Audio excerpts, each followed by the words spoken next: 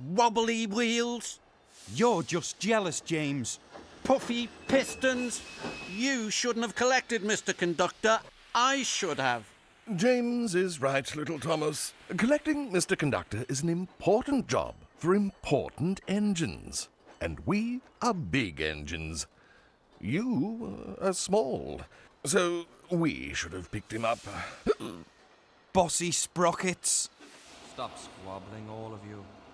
Mr. Conductor will expect this railway to run like clockwork. Bumping railway trucks is not being really useful, Thomas. Toby, I know you're very wise, but the trucks are very silly. Silence.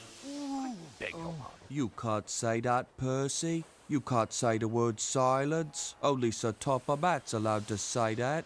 Then be quiet and let's all get back to work. Mr. Conductor says you can come out now, James. Little engines can do big things, especially when they have nice blue paint like me. Hey, just watch what happens to that blue puffball when Harold the Flopper Chopper flies past here. Harold overhead! Over and out! Let's start laughing now.